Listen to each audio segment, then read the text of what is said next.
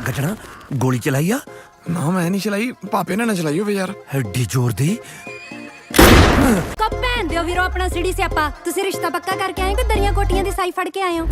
अख क्यों मारी सी मैनू वे? अस्सलाम वालेकुम जी, क्या हाल है मेरे वीरों? ठीक हो? तो बिस्से ठीक है तो ਤੁਹਾਡਾ अपना भाई पेंडू मुंडा। ਅੱਜ ਆਪਾਂ ਬਈ ਗੱਲ ਕਰਸੋ ਗਿੱਪੀ ਗਰੇਵਾਲ और इमी वर्क की जी नवी फिल्म है सबाला जी के बारे। वीडियो पे तुसी एंड तक वेखनी है और पूरी वेखनी है। जिन्हें भैया ने हाल तक मेरा चैनल सबसक्राइब नहीं किया मेहरबानी करके चैनल सबसक्राइब कर दो और वीडियो नू लाइक मार दो। अच्छा बई गल करते हैं सबाला जी के बारे। सबाला जी हाल ही विच दा टीजर रिलीज होया है।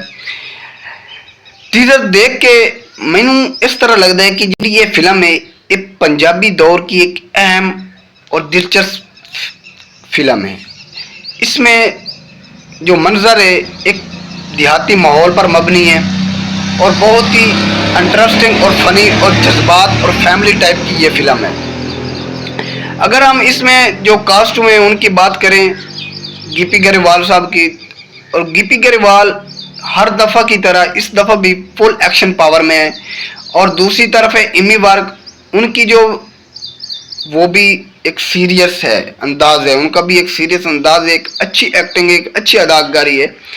अगर इस फिल्म की आप गल करिए माहौल दी तो ये पिंड के माहौल में बनाई गई है जेडे लोग बहुत पसंद करते हैं। शहरी लोग जिस तरह तुम वेखी हो कैरी ऑन जटा उस टाइप की फिल्म है जिस तरह वो पिंड में बनाई गई है, ये इस तरह बिल्कुल सेम टू सेम पिंड में बनाई गई है। और पिंड का माहौल शहरी लोग बल्कि हर बंदा बहुत ढेर सारा पसंद करता है इस माहौल में, पिंड के माहौल में ਜਿਹਦੇ ਵਿੱਚ ਸ਼ਾਦੀ ਹੋ ਸੀ, ਢੋਲ ਢਮੱਕਾ ਹੋ ਸੀ।